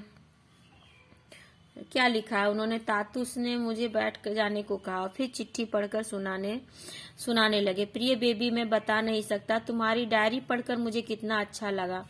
मैं जानना चाहता हूँ कि इतना अच्छा लिखना तुमने कैसे सीखा। तुम्हारा लेखन उत्कृष्ट है। तुम्हारे तातुस ने सचमुच ही एक हीरा खोज निकाला है। मैं बहुत लज्जित हूँ कि तुम्हें बंगला में नहीं लिख सकता। मैं बंगला पढ़ सकता हूँ, लिख नहीं सकता। मैं तुम्हारे तातुस से 1 वर्ष बड़ा हूँ। इस वजह से भी मैं तुम्हें चिट्ठी लिखने के लिए बंगला लिपि सीखने की इच्छा होती है, पर अब वह संभव नहीं। तुम कुछ किताबें पढ़ो और तातुस के पास से बंगला अभिधान लेकर रोज उससे पलटा करो। तुम्हारी कहानी जानने की मेरी बहुत इच्छा होती है। यहाँ मेरे जिन जिन बंधु बांधवों ने तुम्हारी डायरी पढ़ी है वे सभी उसे चमत्कार लेखन मानते हैं। एक बंधु ने कहा कि वह तुम्हारी रचना को किसी पत्रिका में छापने की व्यवस्था करेंगे, लेकिन उसके पहले तुम्हें अपनी कहानी को किसी एक मोड़ तक पहुंचाना होगा। आशा करता हूं तुम कभी लिखना नहीं छोड़ोगी। यह बात किसी भी दिन मत भूलना कि भगवान ने इस पृथ्वी पर तुम्हें लिखने को भेजा है। आशीर्वाद के साथ यही समाप्त करता हूँ। चिट्ठी सुनकर मैं अवाक रह गई। मैंने ऐसा क्या लिख दिया है जो उन लोगों को इतना अच्छा लगा? उसमें अच्छा लगने की तो कोई बात नहीं, फिर मेरी लिखावट भी खराब है और लिखने में भूले इतनी कि उसका कोई ठिकाना नहीं। फिर भी उन्हें अच्छा लगा तो क्यों? मेरी कुछ समझ में नहीं आया। मैंने तातुस से पूछा कि मैंने जो लिखा वह उन्हें इतना अच्छा क्यों लगा, तो तातुस बोले वह तुम नहीं समझोगी। मैंने कहा मैं सचमुच ही नहीं समझती। भगवान ने समझने की क्षमता ही नहीं दी मुझे, लेकिन मैं समझना चाहती हूँ। तातुस ने कहा तुम्हें इन सब बातों को लेकर अभी माथा पच्ची करने की जरूरत नहीं है। तुम अपना काम किए जाओ, बस लिखो और पढ़ो, उसी से सब कुछ अपने आप ही तुम्हारे दिमाग में घुस जाएगा। तो तातुस की बात मैं अनसुनी न कर सकती तो क्या करती। जैसे मुझे घर में करने को कुछ और था ही नहीं। घर में तो अर्जुन दा, रमण दा, सुखदीप दा तो थे ही, उनके बंधु समित दा, रजत दा, राहुल दा और दा का भी आना जाना लगा ही रहता था। वे सब भी मुझे चाहते थे और मेरे साथ तातुस जैसा ही व्यवहार करते थे। ऐसे में मैं उन्हें खिलाने पिलाने की व्यवस्था छोड़ किताब कापी लेकर कैसे बैठ सकती थी। एक दिन भूल से तातुस की बात मान दिन में ही उनसे अपने लिखने पढ़ने की बातें करने में लग गई तो एक कांड घट गया। रमण दा उस दिन काम पर से लौटा तो उसे बहुत भूख लगी हुई थी। जल्दी जल्दी हाथ मुंह धोकर वह खाने बैठ गया। खाने की प्लेट में कोई गंदगी न पड़ जाए या मक्खी वक्खी न बैठ जाए, इसलिए मैंने उसे उल्टा कर रख दिया था। भूख के मारे रमणदा ने इसका ख्याल नहीं किया और सब सब्जियां उस पर ले ली। उन सब्जियों में से एक गाढ़ी तरी वाली सब्जी थी। उसने जैसे ही रोटी लेकर खाना शुरू किया तो देखा तरी प्लेट से नीचे गिरी जा रही है। वह खाना छोड़ अवाक हो उसे देखने लगा। कुछ क्षण बाद उसकी समझ में आया कि वह उल्टी प्लेट में खाना खा रहा है। वह वहीं बैठा न जाने क्या सोचकर खूब हंसने लगा। मैंने तातुस से पूछा रमणदा किसके साथ बातें कर रहा है? तातुस बोले और कौन है वहां? मैंने कहा और तो कोई नहीं है उस कमरे में। मैं इतना कहकर मैं वहां चली गई और देखा कि रमणदा हंसे ही जा रहा है। मैंने उससे पूछा क्या हुआ रमणदा? वह कुछ कह न सका, बस हंसता रहा। मैंने फिर कहा क्या हुआ बताओ तो सही। वह हंसते हंसते बोला बेबी देखो मैं कैसे खा रहा हूँ। मैंने देखा तो हंसी के मारे मेरा बुरा हाल हो गया। हंसते हंसते ही आकर मैंने तातुस को बताया कि जोर की भूख लगी होने से रमणदान ने बिना अपनी प्लेट की ओर देखे उल्टी प्लेट में ही खाना ले लिया। वह भी सुनकर हंसने लगे। वह हम लोगों की तरह नहीं हंसते थे। उनकी हंसी उनकी अपनी तरह की थी। धीरे धीरे उन लोगों का हंसना बंद हो गया, लेकिन मेरी हंसी थम नहीं रही थी। देखकर तातुस बोले बेबी तुम क्या हंसती ही जाओगी? खाली हंसने से ही सब हो जाएगा? मेरे बंधु की चिट्ठी कितने दिनों से आकर पड़ी हुई है, उसका जवाब तुम्हें ही देना होगा। मैंने कहा चिट्ठी विट्ठी लिखना मुझसे नहीं होगा। तातुस बोले क्यों नहीं होगा? तुमसे जैसे बने वैसे ही लिखो, लिखते लिखते ही सब हो जाएगा। मैं सोच में पड़ गई। कभी किसी को चिट्ठी विट्ठी लिखी नहीं, यदि लिखे भी तो बस जैसे तैसे दूसरों के लिए कुछ प्रेम पत्र। कुछ समझ में नहीं आता कैसे लिखूंगी, क्या लिखूंगी, कितना गलत लिखूंगी, कितना सही, इसका भी तो कोई ठिकाना नहीं। मैंने तातुस से पूछा मैं उन्हें क्या बोलकर लिखूंगी? तातुस बोले यह तुम ही सोच कर देखो, बस इतना ख्याल रखना कि वो मुझसे 1 वर्ष बड़े हैं। मैंने कहा मैं उन्हें जेठू बोलकर लिखूंगी। तातुस बोले तुम्हारी जैसी मर्जी। मैंने जेठू बोलकर ही अपनी चिट्ठी लिखी। चिट्ठी लिखने का सिर पैर मैं जानती नहीं थी। फिर भी जैसे बन पड़ा लिखा। उस चिट्ठी के जवाब में जेठू ने लिखा प्रिय बेबी तुम्हारी चिट्ठी कई दिन पहले मिली थी। क्या लिखूं सोचते सोचते इतनी देर हो गई। 4-5 दिन हुए। मैं यहाँ के किताबों के बाजार गया था। वहाँ बांग्ला किताबें देखकर इच्छा हुई थी कि सारा बाजार उठाकर तुम्हारे पास भेज दूं। लोग वहाँ मछली की तरह किताबें खरीद रहे थे और मैं अवाक हो देख रहा था। तुम्हारी रचना का दूसरा खंड पूरा हो गया, जानकर बहुत खुशी हुई। तुमने यह बिल्कुल ठीक लिखा है कि तुम्हारी रचना को लेकर तुम्हारे तातुस और मैं चिंतित हैं। चिंता का कारण यह है कि तुम्हारी किताब कैसे छपे। आशापूर्णा देवी का पाखिर खाचार पाखी कैसा लग रहा है तुम्हें? तुम्हें तातुस ने जरूर बताया होगा कि आशापूर्णा देवी घर के सारे काम काज निपटाकर उस समय चोरी चोरी लिखती थी। जब सब लोग सो जाते थे, उन्हें केवल बांग्ला ही पढ़ी थी और घर से बाहर भी वह बहुत कम निकलती थी। मैं और तातुस दोनों ही आशापूर्णा देवी की लिखने पढ़ने की दुनिया की काफी खबर रखते हैं, जबकि हम में उनकी कानी उंगली के बराबर भी लिखने की क्षमता नहीं है। तुम दूसरी आशापूर्णा देवी हो सकती हो। यह बात मेरे मन में बार बार आती। तीसरा खंड कितना आगे बढ़ा। मेरा प्यार लो, तुम्हारा जेठू इसी तरह मेरा उत्साह बढ़ाते थे। अकेले जेठू ही ऐसा करते हो यह बात नहीं थी, और भी कई लोग थे। जो दिल्ली में जेठू और तातुस के एक बंधु रमेश बाबू थे। मैं जो लिखती वह सब तातुस उन्हें फोन पर सुनाते। एक दिन फोन पर बात करने के बाद वो मुझसे बोले, देखो तुमने यह जो लिखा वह मेरे बंधु को बहुत बहुत अच्छा लगा, एनी फ्रैंक की डायरी की तरह। मैंने पूछा, यह एनी फ्रैंक कौन है? तातुस ने तब मुझे उनके बारे में बताया और एक पत्रिका निकालकर उसमें से उसकी डायरी के कुछ अंश पढ़कर सुनाया। सुनकर उस लड़की से मुझे बहुत माया हुई। शर्मिला दी भी मेरा उत्साह बढ़ाती थी। वह भी मेरी वयस की ही थी और जेठी की बंधु थी। वह कोलकाता में ही कहीं पढ़ाती थी। उनकी चिट्ठियों से मालूम पड़ता कि वो मुझसे कितना स्नेह करती थी। वैसा स्नेह मुझे और किसी से नहीं मिला। मैं सोचती कि सचमुच इतने दिनों बाद मुझे एक अच्छी सहेली मिली। मैंने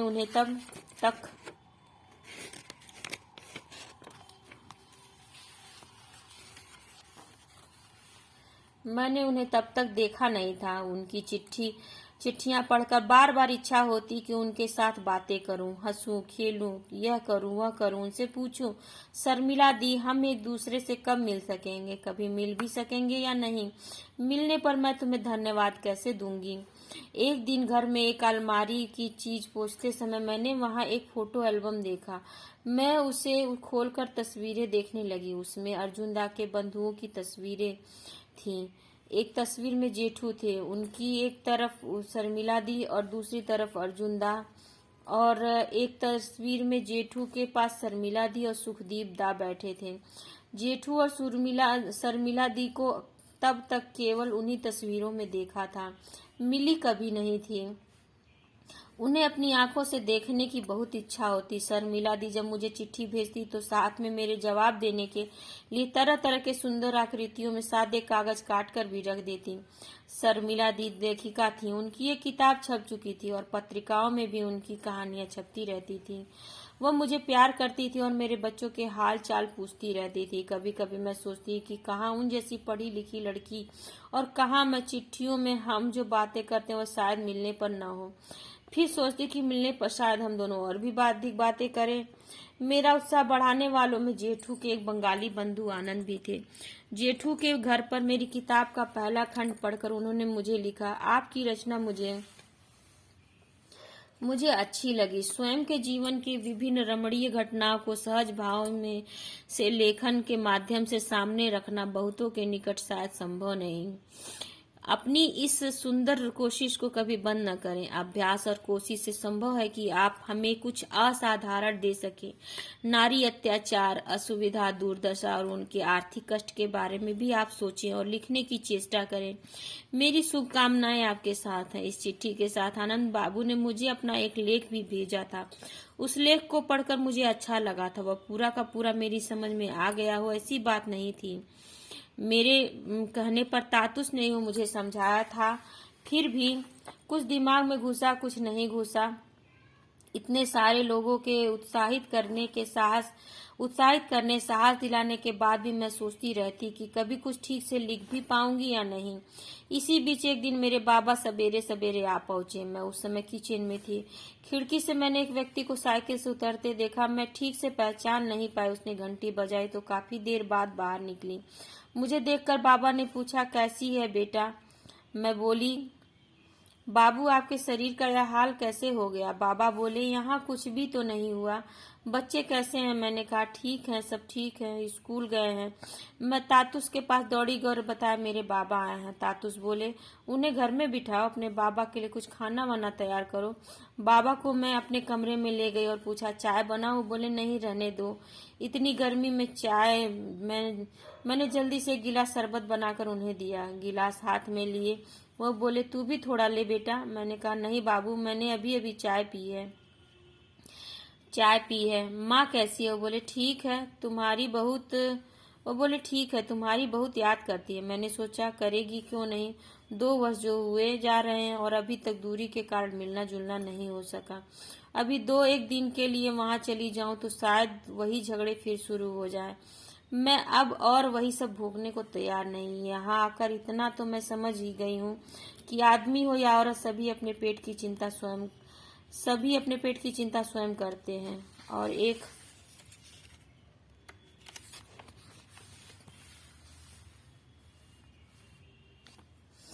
ही जैसा खटते कमाते हैं। यही समझ पहले आ गई होती तो उसी हिसाब से मैं अपनी व्यवस्था कर लेती और तब शायद मुझे इतना कष्ट नहीं भोगना पड़ता। बाबा के साथ इधर उधर की काफी बातें करते करते मैंने पूछा, कोलकाता की क्या खबर है? मेरा भाई कैसा है? माँ कैसी है? बाबा बोले, माँ, तेरी माँ तो तूने कुछ सुना नहीं लगता है। क्यों? बाबा मेरे मुंह की ओर थोड़ी देर देखते रहे। वह शायद सोच रहे थे कि बताने से भी कहीं यह रोने धोने न लग पड़े। इसे सच सच बताना ठीक होगा या नहीं? शायद बता ही देना चाहिए, क्योंकि यह तो अभी भी यही सोच रहे कि इसकी माँ जीवित है। ऐसे में न बताना तो भूल होगी। बाबा शायद यही सब सोच रहे थे। उन्हें चुप देखकर मैंने बाबू कहकर उन्हें बुलाया तो चौंक गए। मैंने देखा उनकी आंखें भर आईं। तब मुझे लगा कि मेरी माँ शायद नहीं रही। मेरे मुंह से निकल पड़ा, क्या हुआ बाबू? माँ की तबीयत तो ठीक है? बाबा रुद्ध गले से बोले, तेरी माँ तो 6-7 मास हुए दुनिया छोड़कर चली गई। तेरी माँ नहीं है? क्यों? तेरा दादा तो वहां गया था, उसने तुझे नहीं बताया? मैं बोली, नहीं तो, मुझे किसी ने नहीं बताया। मैं थोड़ी देर बाबा के सामने सिसक सिसक कर रोती रही। और मैं कर भी क्या सकती थी? एक बार सुना था कि अस्पताल में भर्ती है। मुझे लगा तभी उसकी मृत्यु हो गई थी। उसके बाद उसकी कोई खबर नहीं मिली। सभी को सारी जानकारी रहती है, लेकिन मुझे कोई कुछ नहीं बताता। मेरे दादा बऊदी भाई कोई बहुत दूर तो नहीं थे। रिक्शे में 10 रुपया भाड़ा लगता। फिर भी कोई एक बार भी मुझे बताने नहीं आया। बीच में मैं कई बार वहां गई भी, लेकिन तब भी किसी ने कुछ नहीं कहा। मैं हर समय सोचती रहती थी कि जैसे भी हो एक बार माँ के पास जरूर जाऊंगी। इतने दिन यही सोचती आ रही थी और अब सुनने को मिला मेरी माँ हम लोगों को छोड़ चली गई। मुझे पता चला था कि माँ जब अस्पताल में भर्ती थी तब मेरे छोटे भाई ने बाबा के पास जाकर उनसे कहा था कि उन्हें माँ से मिलाने ले जाएगा। बाबा नहीं गए। वो क्यों जाते? उन्हें जाने की दरकार ही क्या थी? उन्हें किस चीज का अभाव था? बाबा का जाना उचित होता। मुझे लगता है वह जानते थे कि माँ नहीं बचेगी, फिर भी नहीं गए। मेरे भाई को वैसे ही घूम फिर कर लौट आना पड़ा। मेरे ख्याल से बाबा ने भूल की। अंतिम भेंट की तरह एक बार माँ को देख आ सकते थे, लेकिन नहीं गए। माँ का क्रियाक्रम मेरे भाई को अकेले ही करना पड़ा। दादा लोगों को भी काफी बाद में पता चला और मुझे तो अभी अभी। बाबा ने पूछा, तेरा बड़ा लड़का कहाँ रहता है? मैंने बताया, यहीं पास में है। तो बोले, चलो थोड़ा देख आऊं। मैं बाबा को लेकर वहां गई। बेल बजाते ही मेरा लड़का बाहर निकल आया। अरे दादू कहकर उन्हें प्रणाम किया और बोला, दादू मेरा बाबू कैसा है?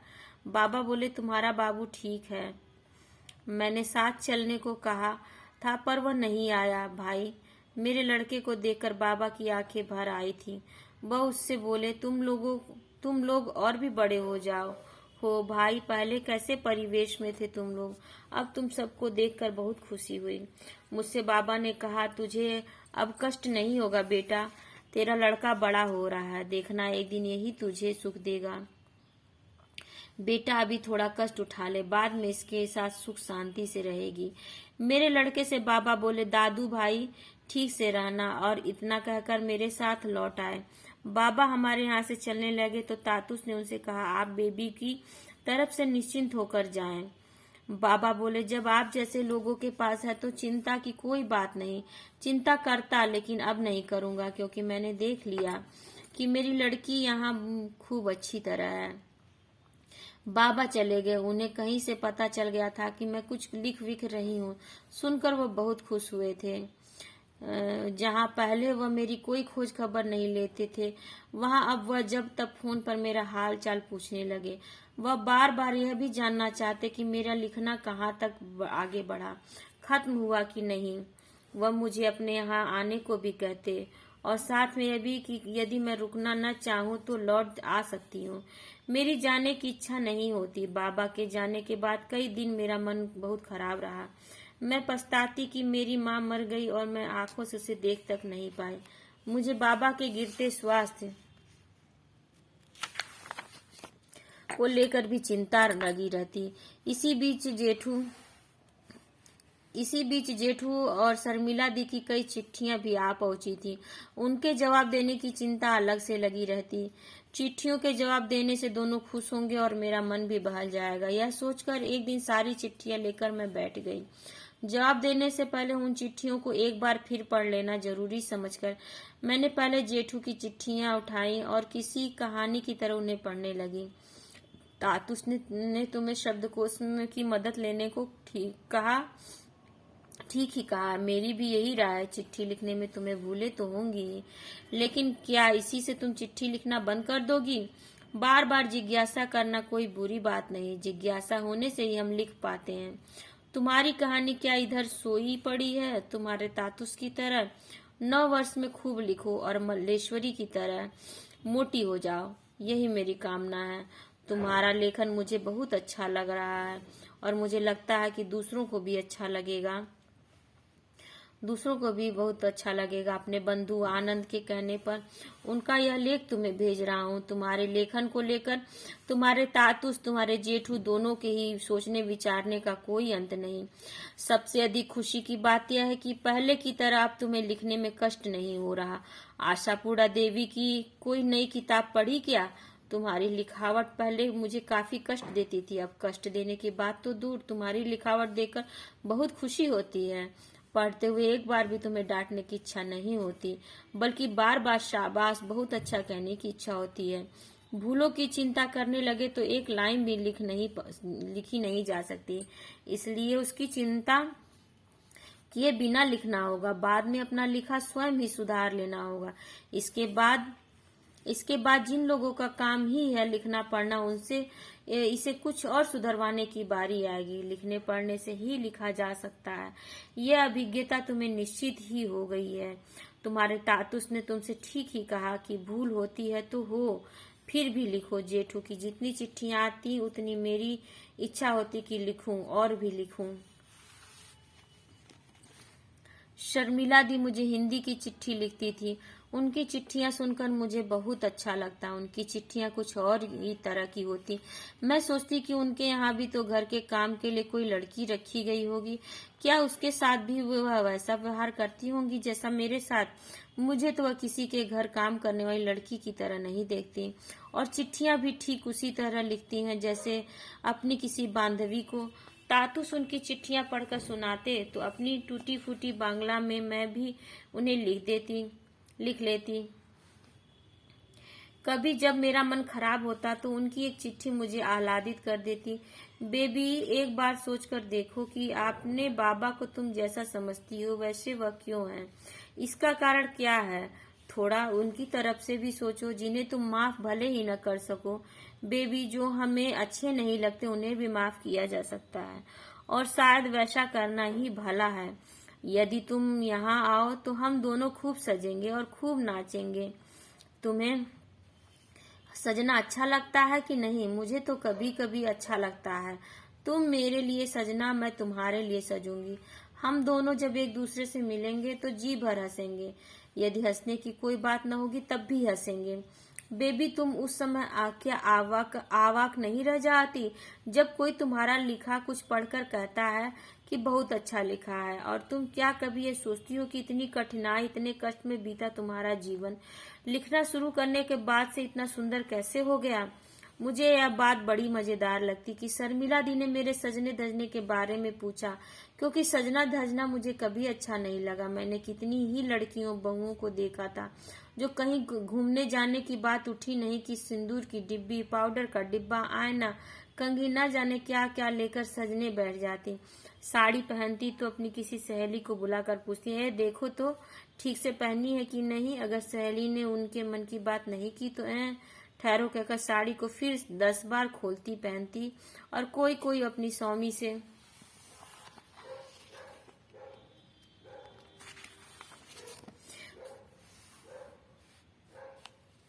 पूछती, क्यों जी, कौन सी साड़ी पहनना ठीक रहेगा? स्वामी यदि कहता यह साड़ी पहनो, इसमें बहुत अच्छी दिखोगी, तो उस साड़ी को पहने हुए मुस्कुराती हुई जल्दी जल्दी कमरे में चली जाती और फिर साड़ी पहन स्वामी के सामने आ खड़ी होती और चाहती कि एक बार फिर कहे, तुम कितनी सुंदर लग रही हो। सिर्फ यही नहीं, वे चाहती कि और लोग भी कहें, देखो देखो कितनी सुंदर लग रही हो। है मैं तो देख अवाक रह जाती कि औरतों को साड़ी पहनने से इतना मोह है, इसके लिए इतना लालच, इतना लोभ। मैं उन्हें देखती कि होठ पर, चेहरे पर ढेर सारा रंग पोत लिया और चल पड़ी अपने स्वामी या किसी और आदमी के साथ घूमने। यह सब चीजें औरतें न जाने क्यों इतना पसंद करती हैं। मुझे यह सब एकदम ही अच्छा नहीं लगता। मुझे बचपन से यह दिख सजना धजना अच्छा नहीं लगता था। बचपन में मेरी दादी मुझे पकड़कर जबरदस्ती मेरी कंघी करती और बाल बांधती। सहेलियों के साथ कहीं जाना होता तो सहेलियां ही कह कह कर मुझे सजाती वजाती।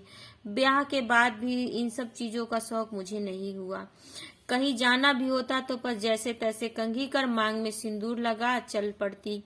इस पर भी पाड़े की औरतें मुझे देखकर जलती। वे अगर अब मुझे देखती तो और भी जलती और उसको बुलाकर आपस में खुसुर फुसुर करने लग जाती, क्योंकि यहाँ आकर इस तरह की तुच्छ बातों से मैं बच गई थी। यहाँ मुझे सबका स्नेह मिलता था। तातुस के लड़के विदेश से लौटते तो मेरे लिए कुछ न कुछ लेकर आते। मामा मने अर्जुन दा की माँ आती तो वह भी मुझे कुछ न कुछ जरूर देती। मैं सोचती कि इन लोगों का इतना प्यार संभाल भी पाऊंगी या नहीं। अब मुझे आश्चर्य होता कि जब कोई कहता कि वह इसके या उसके बिना नहीं रह सकता, जबकि पहले मैं सोचती थी कि मैं अपने दुर्गापुर के कुछ बंधुओं को छोड़कर मैं नहीं रह सकूंगी। यह सब बस कहने भर की बातें होती हैं। जो पहले कहा करते थे कि इसके या उसके बिना नहीं रह सकेंगे, वे आज उसके बिना बड़े मजे से हैं। मैं भी कुछ दिन बहुत उदास रही थी जब अपने बंधुओं को छोड़कर आना पड़ा था। धीरे धीरे सब ठीक हो गया। बच्चों को पाल पोस कर बड़ा करने की तरफ मैं अधिक ध्यान देने लगी और उसमें मुझे इतना सुख मिलने लगा कि अपने बंधुओं से बिछुड़ने का दुख की जगह मैं अब मानने लगी थी कि उनमें से कोई भी मुझसे मिलने न आए। मैं अपने बाल बच्चों में मगन थी और इस बात से बहुत खुश थी कि उनकी पढ़ाई लिखाई ठीक चल रही है। वे अब न तो पहले की तरह जरा जरा सी बात पर रोने चिल्लाने लगते, न ही बेमतलब इधर उधर भटकते हैं। बातें भी अब वे ऐसी करने लगे हैं जैसे पहले कभी नहीं करते थे। अभी कुछ ही दिन हुए मैं रात के 8-9 बजे अपने बच्चों के साथ छत पर बैठी बातें कर रही थी कि हठात मेरी लड़की ने पूछा, माँ तुम कभी स्कूल गई हो? मैं अवाक उसकी ओर देखती रही और सोचने लगी कि इतनी जरा सी बच्ची ऐसी बात पूछ सकती है। अब भला मैं इसका क्या जवाब दूं? मैं कुछ बोलती इसके पहले ही उसने फिर कहा, माँ एक कविता सुनाओ ना। मुझे क्या वह सब अब याद आ रहा है? मुझे क्या वह सब अब याद था? फिर भी जो 2-4 लाइनें मन में आई उसे सुना दी। वह खिलखिलाकर हंस पड़ी और बोली, इतनी बड़ी माँ और स्कूल की कविता सुनाती है। उसके बाद मुझे हंसी आ गई। उसकी बात पर मुझे हंसी आ गई और कुछ दुख भी हुआ। मैंने सोचा मेरे बच्चे जब इस बात पर इतना हंस सकते हैं तो उस समय तो और हंसेंगे जब देखेंगे कि मैं हाथ में अखबार लिए बैठी हूँ, क्योंकि मेरे हाथ में अखबार पहले कभी तो उन्होंने देखा नहीं। मैं यहाँ रोज सवेरे अखबार देखती थी। अंग्रेजी न जानने से उसका सिर पैर कुछ भी समझ नहीं पाती। फिर भी तस्वीरें देखकर तातुस से उनके बारे में पूछती। तातुस कहते, तस्वीरों के नीचे बड़े बड़े अक्षरों में जो लिखा है उसे पढ़ने की कोशिश करो। मैं एक एक अक्षर बोलती जाती हूँ, तातुस हूँ हूँ करते जाते। जब सारे अक्षर खत्म हो जाते तो तातुस पूरे शब्द का उच्चारण कर देते और उसका मतलब भी बता देते। बार बार पूछने पर कभी कभी वह उकता जाते, क्योंकि वह अपना प्रिय अखबार द हिंदू ठीक से पढ़ नहीं पाते। शायद इसीलिए अखबार हाथ में लिए वह कहते, बेबी जाओ, बच्चों को स्कूल नहीं भेजोगी? मैं कहती, हाँ हाँ भेजूंगी, अभी टाइम है। वह फिर कहते, कब भेजोगी, देर नहीं हो जाएगी?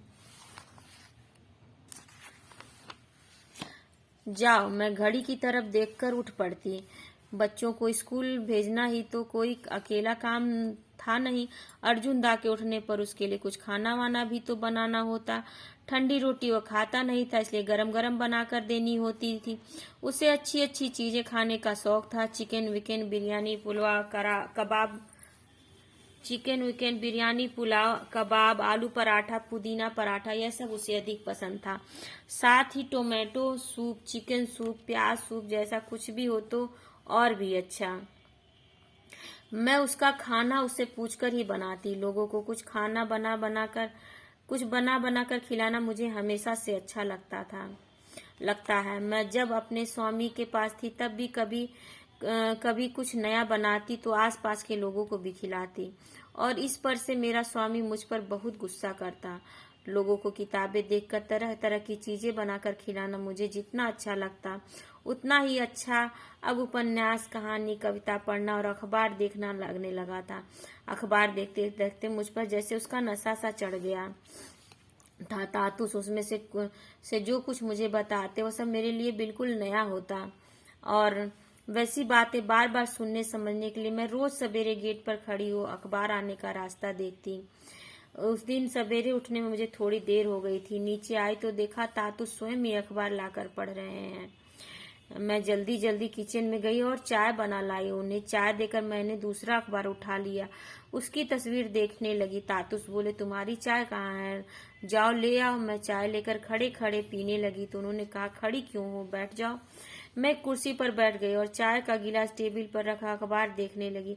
हठात तातुस बोले, बेबी तुम्हें हम लोगों के पास माने इस घर में आए 1 वर्ष हो गया। तुम सोच कर देखो और मुझे बताओ कि तुम्हें कैसा लग रहा है। क्या क्या तुम्हें अच्छा लगा और क्या बुरा? यहाँ आकर तुमने क्या कुछ सीखा? इतना कहकर तातुस फिर अखबार पढ़ने लगे। बेबी ने सोचा, भला यह भी कोई पूछने की बात है। उसने उनकी बात का कोई जवाब नहीं दिया। वह जाकर खिड़की के पास खड़ी हो आकाश की ओर देखने लगी। उसे अपनी माँ की याद हो आई। उसकी माँ की कितनी इच्छा थी कि उसके बच्चे पढ़ लिख कर अच्छे मनुष्य बने, लेकिन वैसा कहाँ हुआ। लिखना पढ़ना तो उसका कुछ नहीं था, फिर भी उसका महत्व ठीक ठीक समझती थी, और जब तक उन लोगों के साथ रही तब तक पढ़ने के लिए उनके पीछे सारे समय पड़ी रहती। माँ आज होती और उसे पता चलता या स्वयं देखती कि उसकी बेबी आज भी पढ़ना चाहती है या पढ़ लिख रही है तो उसे कितनी खुशी होती। आकाश की ओर देखते ही जैसे उसे अपनी माँ से कहना चाहती है, माँ तुम एक बार आकर देख जाओ, मैं अभी भी लिखना पढ़ना चाहती हूँ, अपने बच्चों को पढ़ाकर अच्छा बनाना चाहती हूँ, उन्हें बस तुम्हारा आशीर्वाद चाहिए। माँ, वह अपनी माँ से बातें कर रही थी और उसकी आंखों से बहते आंसू छाती भिगोते फर्श पर टपक रहे थे। गिलास में चाय कप ठंडी हो चुकी थी। तभी बेबी के कानों में किसी के पैरों की आहट पहुंची और वह चौंक पड़ी। उसने घूमकर देखा, अर्जुन दा उठ चुका था और नीचे आ रहा था। उतरते उतरते वो बोला, तुम लोग चाय पी रहे हो, मेरी चाय कहाँ है? वह चाय बनाने किचन में जाने लगा। तभी देखा किसी ने गेट पर आ बेल बजाई। उसने आकर देखा पड़ोस का एक लड़का हाथ में एक पैकेट लिए खड़ा है। वह उससे बोला, यह तुम लोगों का है, डाकिया भूल से हमारे यहाँ डाल गया था। उस लड़के से पैकेट ले उसने आकर तातुस को दे दिया। तातुस ने देखकर कहा, यह तो तुम्हारा, यह लो, जाकर देखो इसमें क्या है। पैकेट लेकर वह किचन में गई और अर्जुन की चाय का पानी चढ़ाकर उसने पैकेट खोला। पैकेट में एक पत्रिका थी। वह उसे पलटने लगी तो उसमें एक जगह उसने अपना नाम देखा। आश्चर्य से फिर देखा, सचमुच ही उसमें लिखा था आलो आंधारी बेबी।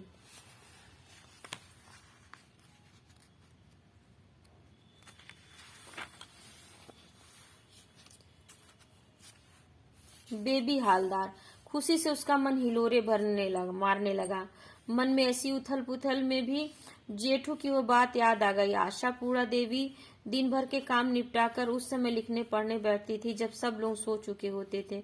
उसने सोचा जेठू ठीक ही कहते हैं कि घर के काम करते हुए भी लिखना पढ़ना हो सकता है। हठात उसकी नजर चाय के लिए चढ़ाए पानी पर पड़ी जो उबलते उबलते काफी कम रह गया था। उसने जल्दी जल्दी चाय बनाकर अर्जुन दा को दी। तब वह नीचे से ही देखो देखो एक चीज बोलती बोलती ऊपर अपने बच्चों के पास पहुंची। दोनों बच्चे दौड़कर उसके पास आ गए। उसने उनसे कहा, बताओ तो यह क्या है, क्या लिखा है। उसकी लड़की ने एक एक कर सभी अक्षर पढ़े और बोली, बेबी हालदार, माँ तुम्हारा नाम किताब में। दोनों बच्चे हंसने लगे। उन्हें हंसता देखकर उनका मन और खुशी से और भी भर गया। उसने प्यार से उन्हें अपने पास खींच लिया। उन्हें प्यार करते करते हठात जैसे उसे कुछ याद आ पड़ा। वह बच्चों से छोड़ो छोड़ो छोड़ो, मैं भी आती हूँ कहकर उठ खड़ी हुई। नीचे आते आते उसने सोचा, वह कितनी बुद्धू है। पत्रिका में अपना नाम देख सभी कुछ भूल गई। जल्दी जल्दी सीढ़ियां उतर वह तातुस के पास आई और उनके पैर छू प्रणाम किया। उन्होंने उसके सिर पर हाथ रखा, आशीर्वाद दिया। ये अनुवादक हैं इसके, प्रबोध कुमार। तो ये कहानी खत्म होती है, आत्मकथा अभी बेबी हालदार की। और मैं इसका दूसरा पार्ट तुरंत लाऊंगी, जल्दी लाऊंगी। तब तक आप लोग इस कहानी को, एक आत्मकथा को ध्यान से सुन लीजिए एक बार। बहुत लंबी वीडियो हो गई है, मैं इसे अभी यहीं खत्म करती हूँ। और मेरे साथ जुड़ने के लिए आप सभी का हृदय से बहुत बहुत धन्यवाद।